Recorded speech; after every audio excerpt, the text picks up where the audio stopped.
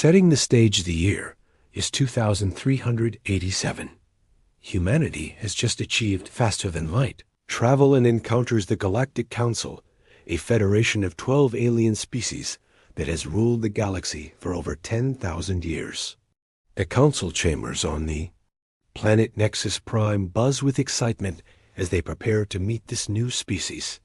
The council's arrogance, Admiral Rex, a towering reptilian from the Saran Empire, leads the council session. Beside him sits Elder Myra, a graceful being with crystalline features from the Quartz Federation, and General Kai, a multi-armed warrior from the Octopus Collective.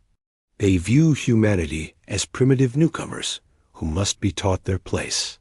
These humans, Admiral Rex hisses, they come to us with their crude metal ships and chemical rockets. They know nothing of true power. Elder Myra nods, her crystal body shimmering. We shall offer them the standard terms. They may exist in their small corner of space, but they must never expand beyond their current 3 systems. Humanity's delegation captain, Tom Anderson, leads Earth's first diplomatic mission. With him are Dr. Lisa Park, a xenobiologist, and Commander James Wright, a military strategist. They arrive at Nexus Prime aboard the ESS Unity, humanity's most advanced starship, though it appears like a toy compared to the Council's massive vessels. The humans are escorted to the council chambers, where thousands of alien representatives look down upon them from towering galleries. The architecture itself is designed to make visitors feel small and insignificant. The ultimatum, Admiral Rex, presents the terms with barely concealed contempt. You will remain in your designated systems. You will not develop certain technologies. You will provide tribute in the form of resources and labor. In return, we offer you protection and the privilege of existing under our rule. Captain Anderson listens carefully, his expression neutral. Dr. Park translates the alien languages in real time, while Commander Wright analyzes the military formations visible through the chamber's windows. And if we refuse? Anderson asks. Calmly, the chamber falls silent. General Kai's multiple arms gesture threateningly. Refusal is not an option. 300 species have accepted these terms. Your choice is submission or extinction. Humanity's response, Anderson exchanges glances with his team. Humanity had prepared for this moment. They had studied every first contact scenario, every historical precedent. Earth's greatest minds had debated what to do if they encountered a hostile galactic civilization. We appreciate your offer, Anderson says, standing slowly. But humanity must respectfully decline. The alien delegates erupt in shocked chatter. No species had ever refused the Council's terms on first contact. Elder Myra's crystalline voice cuts through the noise. You misunderstand, human. This is not a negotiation. This is us being generous. Accept our terms or face the consequences. The warning, DR. Park steps forward, her voice carrying across the chamber. Honored council members, we come in peace. We seek friendship, trade, and mutual understanding. But we will not submit to slavery. Admiral Rex's laugh is a harsh rasp. Slavery? Child, you know nothing of the galaxy's power structures. We have weapons that can crack planets. We have fleets that number in the millions. Your entire species could be ended before your sun sets. Commander Wright finally speaks, his voice calm but carrying an edge. We understand the threat. We've analyzed your technology, your fleet compositions, your military doctrines. We came here hoping for peace, but prepared for war. The line in the sand, Captain Anderson walks to the center of the chamber, his footsteps echoing in the sudden silence. Members of the Council, humanity extends one final offer of peace. Trade with us as equals. Respect our sovereignty. Let us contribute to galactic civilization as partners, not subjects. And if we refuse your pathetic offer? Admiral Rex snarls. Anderson's eyes grow cold. Then you'll discover why humanity survived. everything our homeworld threw at us. You'll learn why we never stopped fighting, never stopped growing stronger. You'll understand why peace was always our first choice, because war is where we excel. The Council's decision. The Council members look at each other with a mixture of amusement and irritation. Elder Myra gestures dismissively. You have 72 hours to reconsider. When that time expires, our fleets will move to your systems. You will submit, or you will cease to exist. As the human delegation is escorted out, Admiral Rex turns to his colleagues. Ready the 7th Fleet. This infestation ends quickly. But Commander Wright smiles grimly as they leave the chamber. Hidden sensors in their equipment have been mapping Council defenses, recording everything. The real war preparations can now begin. Humanity had offered peace. The galaxy chose war. Now they would learn the difference. Asterisk Earth's preparation Captain Anderson's ship jumps back to Earth within hours.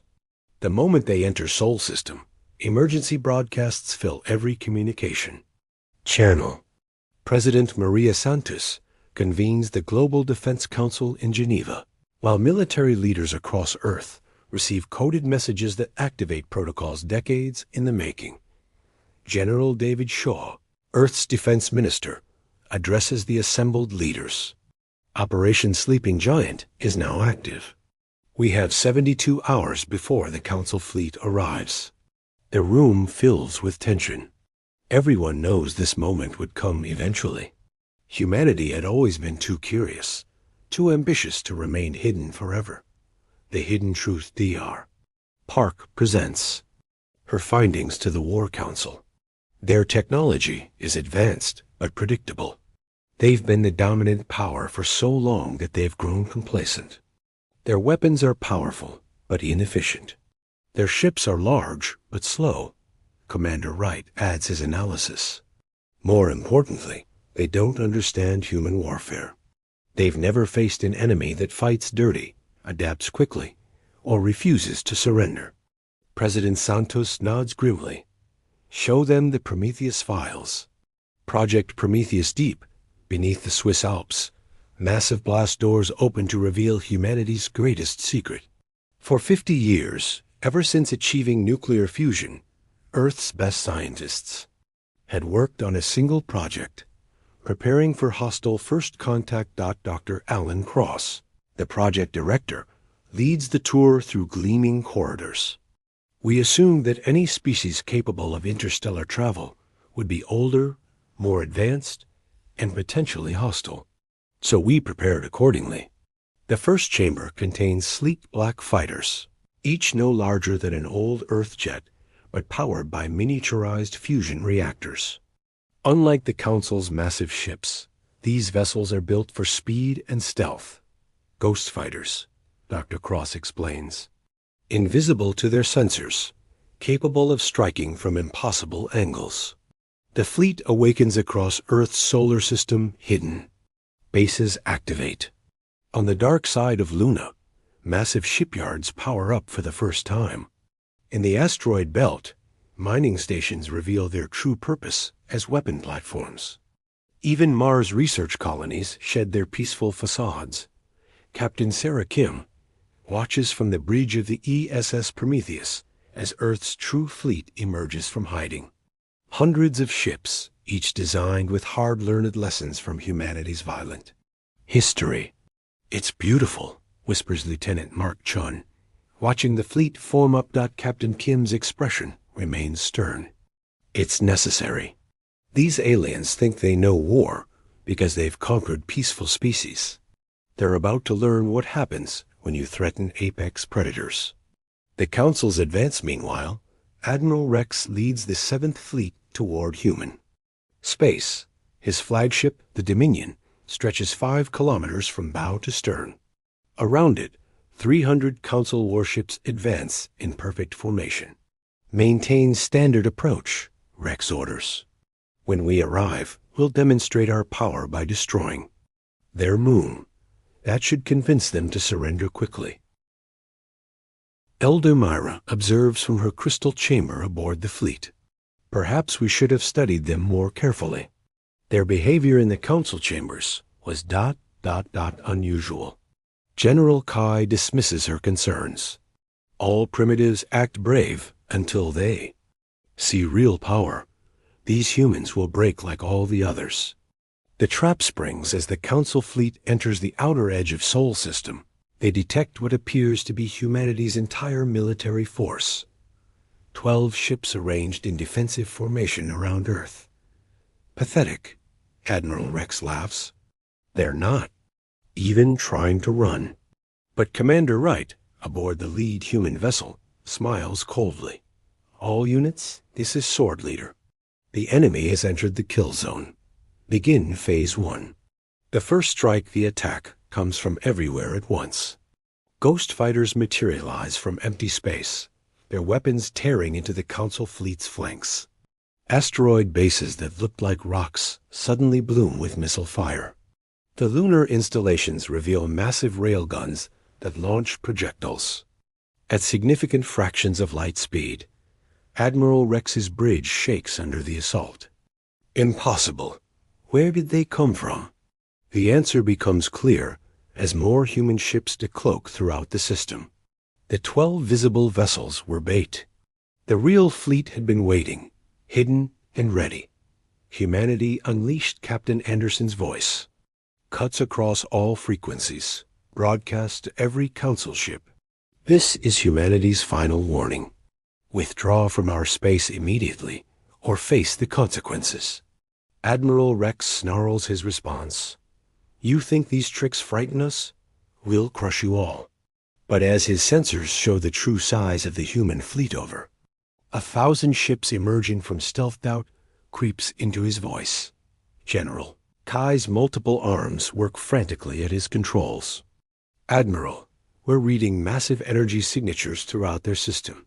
These aren't primitive weapons. On Earth, President Santos watches the battle unfold. Humanity had spent 50 years preparing for this moment. They had offered peace. First, as always.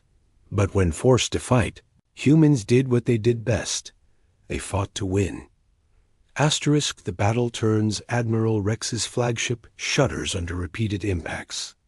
Around him, Council ships explode in brilliant flashes as human weapons find their marks. The perfect formation that once inspired fear now becomes a liability. Concentrated targets for Earth's hidden arsenal.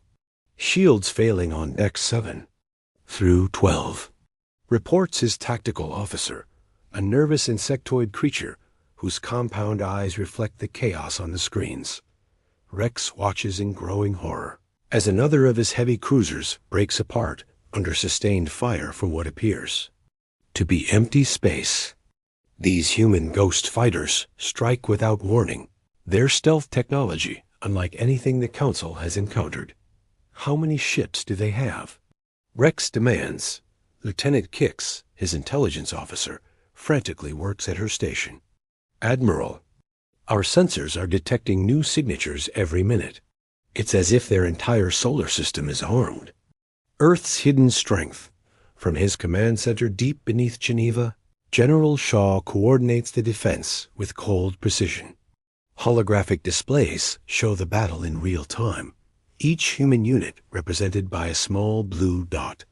Council forces in red. Phase 2 is complete, reports Colonel Lisa Park, now serving as tactical coordinator. Enemy fleet has lost 30% combat effectiveness. President Santos observes from her command position. What's their response?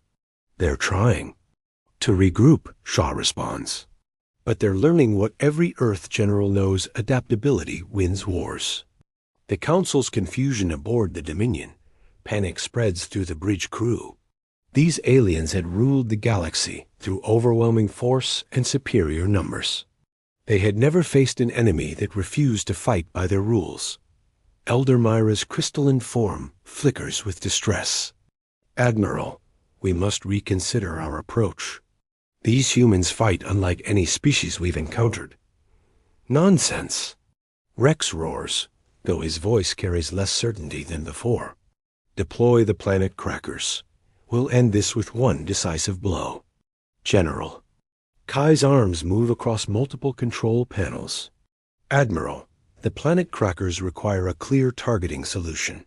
These human fighters are disrupting our lock-on systems. The human response Captain Kim receives the intelligence update aboard the Prometheus. They're preparing their heavy weapons, she reports to the fleet. All units implement Protocol 7. Across the human fleet, ships that had been fighting defensively suddenly accelerate toward the Council formation. It's a suicide charge by any logical standard smaller. Faster ships racing directly toward massive enemy vessels. But logic had never stopped humans before. For Earth, Kim broadcasts as her ship dives toward the Dominion's broadside. Close combat. The Council forces watch in disbelief as human ships crash through their defensive screens, engaging at point-blank range. Energy beams designed to destroy targets at long distance prove ineffective against fast-moving vessels weaving between their massive hulls. Admiral Rex realizes with growing terror that the humans are fighting, like pirates, close, dirty, and without regard for conventional tactics. "They're boarding us," shouts his security chief as human fighters latch on to the Dominion's hull. Humanity's ferocity, the boarding actions reveal another truth the Council had never considered. While they had spent millennia in comfort and dominance, humans had never stopped being warriors. Every human soldier carries the genetic memory of 10,000 years of constant warfare. Commander James Wright leads the assault on the Dominion's bridge. His team moves through the ship's corridors with lethal efficiency, using tactics learned from Earth's bloodiest conflicts. "Secure the reactor level," Wright orders through his comm system. "And remember, we're not here to conquer. We're here to send the message." A galaxy watches unknown to both sides. The battle is being monitored throughout the galaxy. Species that had submitted to Council rule centuries ago watch in amazement as their seemingly invincible overlords struggle against these newcomers. On the world of New Haven, former rebel leader Captain Zara tells her underground network they're actually fighting back. After all these years, someone is finally fighting back. Similar conversations occur on dozens of worlds. Hope, long crushed under Council dominance, begins to stir again. The tide changes as the battle enters its sixth hour. The tide clearly turns.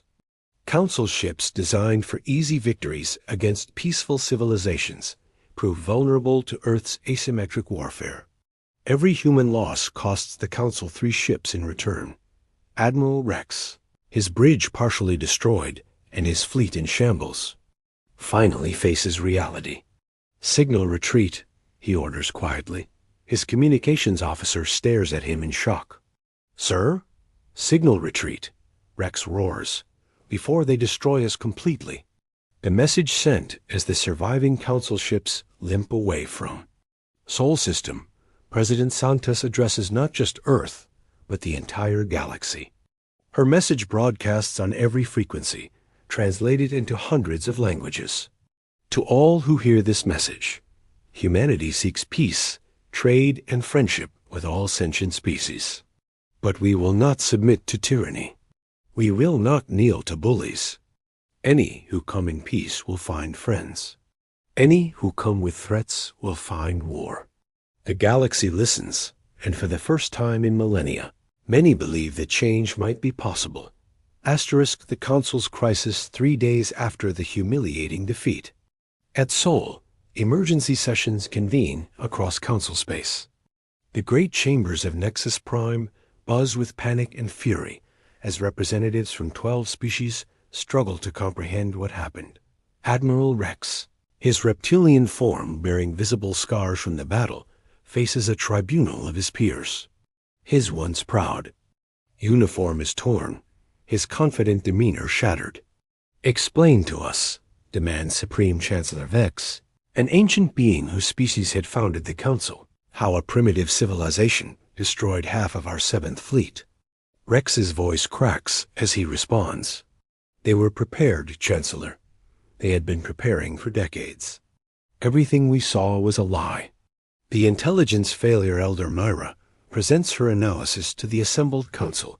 Her crystalline form flickers with uncertain light as she reveals the truth about humanity. We failed to understand their nature, she admits. While we observed their surface activities, they were building a war machine designed specifically to fight us. They studied our tactics, our technology, our weaknesses. General Kai adds his perspective, his multiple arms gesturing frantically. They don't fight like civilized beings. They use deception, ambush tactics, and weapons that violate every convention of galactic warfare. Supreme Chancellor Vex's ancient eyes narrow. Then we destroy them completely. Deploy the First Fleet. Mobilize every species under our control. The galaxy stirs, but the Council's plans face an unexpected obstacle. Across their empire, species that had submitted long ago begin to question their master's invincibility. On the industrial world of Forge Prime, worker drones who had labored for centuries under Council oversight gather in secret meetings. Their leader, a scarred veteran named Boss Kane, addresses the crowd. The humans proved it can be done, Kane declares. The Council can be defeated. The question is, are we willing to fight for our freedom? Similar gatherings occur on dozens of worlds. The Council's greatest weapon, the belief in their invincibility, has been shattered. Humanity's. Next move, President Santos convenes Earth's leadership to discuss their next steps. The victory at Sol was only the beginning, and everyone knows the Council will return with greater force. They'll come with everything they have, warns General Shaw, studying intelligence reports from across the galaxy. We need allies. Dr. Park, now serving as Earth's chief xenologist, presents her analysis. The good news is that we're not alone. Our victory has inspired rebellion movements on at least 30 worlds. Captain Anderson, recently promoted to Admiral, adds his perspective. We have the advantage of mobility and technology, but they have numbers. We need to level the playing field. The Underground Network Earth's diplomatic corps, led by Ambassador Lisa Park, begins reaching out to resistance movements across the galaxy. Using stealth ships and encrypted communications, they establish contact with rebel groups that had been dormant for generations. The first major success comes on the mining world of Rock Bottom, where human advisors help local rebels capture a Council supply depot. The victory is small, but symbolic. Another crack in the Empire's foundation. Captain Sarah Kim, commanding the stealth vessel ESS Ghost Walker, coordinates these operations. Every world we liberate weakens their position, she reports back to Earth, but it also makes them more desperate. The Council's rage Supreme Chancellor Vex watches reports of rebellions spreading across the galaxy with growing fury. His ancient species had built this empire through careful manipulation and overwhelming force. Now it threatens to crumble because of one upstart civilization. Activate the purge protocols, he orders. Any world that shows signs of rebellion will be made an example. Admiral Rex, despite his recent failure, is given command of the punishment fleets. Show no mercy, Rex commands. Let the galaxy remember why they feared us. The escalation the Council's response is swift and brutal. Rebel worlds face orbital bombardment, their populations enslaved or eliminated. The message is clear, submission or extinction, but the brutality backfires. Instead of crushing the rebellion, it fuels it. Species that had remained neutral now join the resistance, horrified by the Council's savagery. On Earth, President Santos addresses the emergency session of the Global Defense Council. They've chosen genocide over negotiation. This is no longer about human freedom. It's about the freedom of every thinking being in the galaxy. Humanity's war machine, the threat of total war, activates humanity's deepest preparations. Project Prometheus had been just the beginning. Now, classified facilities across human space reveal their true purposes. The asteroid belt becomes a massive shipyard, producing vessels at an unprecedented rate. Mars transforms into a training ground where human military advisors prepare alien rebels for guerrilla warfare. Dr. Cross, the Prometheus project director, unveils humanity's ultimate weapon, the Liberator-class ships. These vessels carry not just weapons, but entire rebellion starter kits, weapons, communication equipment, and tactical knowledge needed to overthrow Council rule. The point of no return as human liberation fleets begin appearing in systems across the galaxy. The scale of the conflict becomes clear. This is no longer a border dispute or territorial conflict. This is a war for the soul of galactic civilization. Admiral Anderson, now commanding Earth's expeditionary forces, broadcasts a message to both allies and enemies. The Council offered U.S. chains and called it peace. We offered them friendship, and they chose war. Now the galaxy will decide, freedom or slavery. There is no middle ground. The revolution has begun, and there will be no turning back. Asterisk, a final gambit, 6 months. After the first battle at Sol, the Galactic War reaches its climax. The Council, desperate and cornered, masses their remaining forces for one final assault on Earth. Every ship, every weapon, every loyal species converges on humanity's home system. Supreme Chancellor Vex himself takes command of the assault. Fleet. His ancient vessel, the Eternal Dominion, leads over 5,000 ships, the largest military force ever assembled in galactic history. "End this," Vex commands his admirals. "Destroy their homeworld, scatter their species, and let the galaxy remember what happens to those who defy us." The trap revealed, but Admiral Anderson, now commanding humanity's combined fleets, has been preparing for this moment. As the massive Council armada enters Sol system, they find it seemingly defenseless. Earth's protective fleets appear to have withdrawn, leaving only a token force. "It's too easy," Admiral Rex warns from his position in the Council formation. "The humans don't retreat." This feels like his words are cut off as space itself seems to come alive around them. The web unveiled, what the Council fleet has entered, isn't empty space. It's the most sophisticated trap in human history. Over the past months, humanity has seeded the entire solar system with invisible defensive platforms, stealth mines, and automated weapon systems. Every asteroid, every satellite, every piece of space debris has been weaponized. The solar system itself has become humanity's ultimate fortress. Captain Kim, commanding the defense grid from Luna Base, gives the activation. "Order. Welcome to Sol, gentlemen. You wanted to see human engineering? Here it is." The Council's horror. The Council fleet finds itself caught in a web of crossfire from every direction. Weapons emerge from empty space, targeting systems that had seemed clear moments before.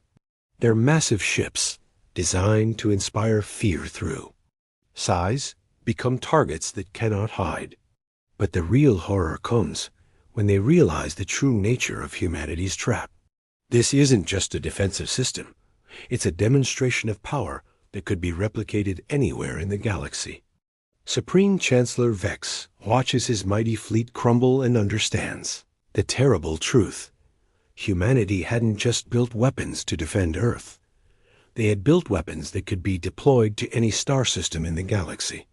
The mercy plea. As Council ships burn around him, Admiral Rex opens a communication channel to the human fleet. His proud voice is gone, replaced by desperate fear. "Please," he transmits, "we surrender. We yield. Stop the killing." Admiral Anderson's response is broadcast across the galaxy. "You had the chance for peace. You chose war. You had the chance for mercy. You chose genocide. Now you ask for what you never offered others.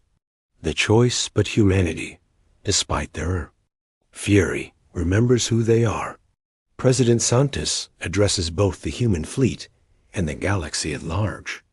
We are not the council, she declares.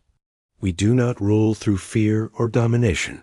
The surviving council ships may withdraw. Your empire is ended, but your people need not perish. The words shock both allies and enemies.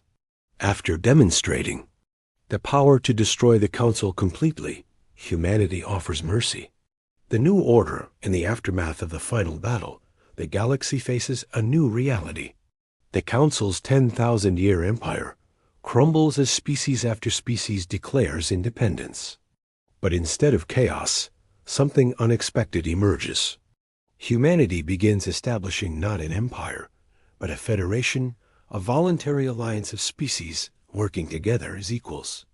The same tactical genius that won the war now focuses on building peace. Ambassador Park, now Earth's chief diplomatic officer, addresses the first galactic assembly on Nexus Prime. The same chamber where humanity was once offered slavery now hosts representatives from over 100 free worlds. We offer what we always offered, she says. Partnership, not domination. Trade, not tribute. Freedom, not fear. The council's end. The surviving council members face judgment not from humanity, but from their own former subjects. Species that had suffered under council rule for millennia finally have their day of reckoning. Supreme Chancellor Vex, stripped of power and facing trial for crimes against sentient life, makes one final plea to Admiral Anderson. You could have been like us, Vex says bitterly. You could have ruled the galaxy. Anderson's response becomes legendary across the stars. We didn't fight to become you. We fought to ensure no one would ever have to kneel to you again. The galaxy transformed years later as the new Galactic Federation grows and prospers. Species across the stars remember the lesson humanity taught. Peace is not weakness. Mercy is not surrender. And sometimes the strongest choice is to offer forgiveness to those who showed none. The galaxy had cried for mercy, and humanity, in its finest moment, chose to answer that cry with compassion rather than conquest. In the end, they didn't just win the war. They won the peace that followed. The end asterisk.